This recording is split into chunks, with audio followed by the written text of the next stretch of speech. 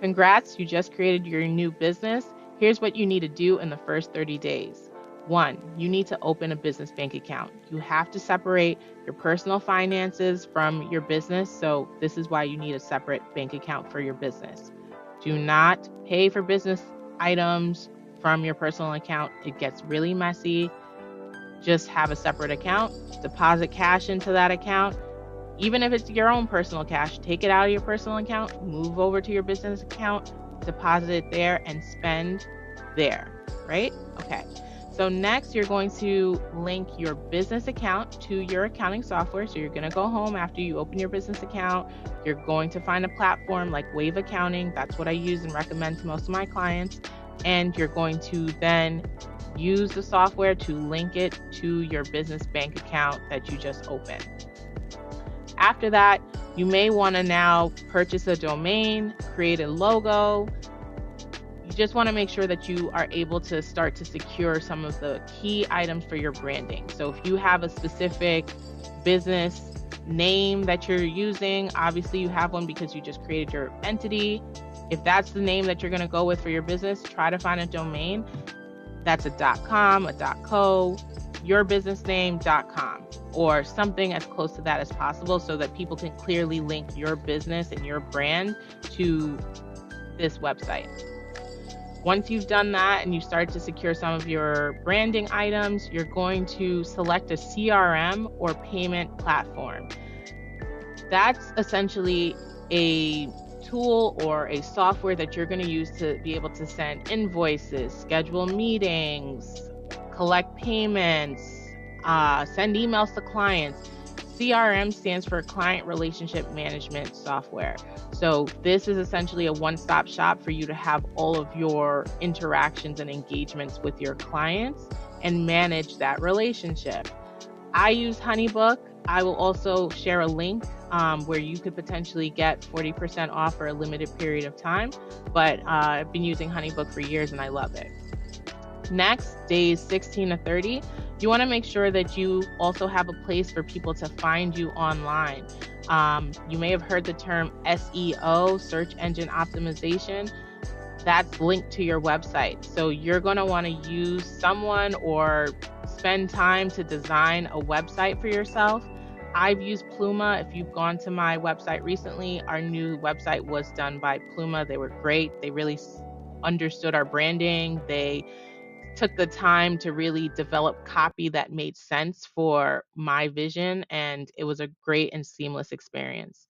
Next, you'll want to make sure you have business insurance. And funny enough, we used a company called Next. You want to make sure before you take on any clients that you are covered. If anyone slips and falls, if anyone has some type of issue with your business, you want to have that level of protection or coverage over you. And that's what insurance will do for you. You also now are operating a business and you need to make sure you have time not just to work in your business, but to work on your business. So, working on strategic plans, coming up with a 30-day activation plan, coming up with a marketing plan. All of these things take time, effort. So, I typically will carve out a block of time bi-weekly, typically Fridays 9 to 12 p.m. That's my recommendation, but find a time that works best for you where you can have no interruptions, or you can go to a co-working space and work with other people who are locked in as well, and essentially just grind and get those tasks off your to-do list. Once you've secured that block of time to work on your business, you need to also block off some time for some self care. If you started an LLC or this is your side hustle that's going to be a soon to be main hustle, you're probably working more hours than you were when you had a 9 to 5.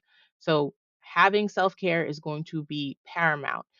You are now the brainchild for this business, right? If you are sick, your business is sick.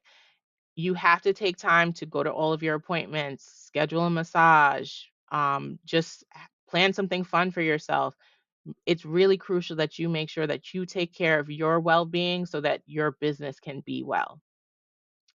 Next, make sure you secure any business licenses, register with the local tax department. Make sure you have those things done and you can access them, or at least bookmark them so that you could go back and refer to them later. If you get a tax notice, you want to be able to see and get notified as soon as possible when those things come in. So it's really important to make sure that you register online. If you have questions about what registrations I should have and where to go, you can always book a coaching session with me, and I'm happy to help you research and identify those different authorities. Finally, make sure you also add to your calendar a link or some type of reminder to go to the state website and complete your annual or biannual report. Every state is slightly different, but if there are recurring reports that you need to file to be in compliance with the state, it's really important to make sure that you complete those, because you just paid this money or invested the time to start your LLC. You don't want to just see it administratively dissolved, and I'll explain what that is in a second, because you didn't file a simple piece of paperwork. For example, in New York, every other year you need to file a biannual report. It's really just a report letting the state know, hey, this address is still active for me, I still exist, and you pay your $9. It's very simple. You can absolutely do it yourself online. I've helped clients do it themselves in the past. I've also had clients who said, I don't have the time. Can you do it? And you know what? That's great. That's a luxury to just be able to say, I have other things that I need to take care of and I need to delegate this to someone else. Fine. But you need to make sure whether you're doing it or someone else is doing it for you, there's a plan to get it done, because the state can say after a period of time, you've never submitted this report. I don't know if you really exist anymore. I'm going to administratively dissolve your entity, meaning it's now been revoked or it no longer exists. You no longer are an LLC in this state. The state has the power to do that. And if they do, you may need to refile and pay these fees again, or have to pay for reinstatements and possibly even sometimes penalties. Some states say you didn't file in time, so we're going to add an extra fee on top of that. So it can get costly and it can add up and it can just be a headache. So it's just important to make sure there's a plan in place to stay in compliance with your state requirements. So, with that being said, again, this is what you really need to get done or focus on in the next 30 days. Yes, there may be other things outside of this, but this is my advice for what you should focus on to make sure you're set up for success.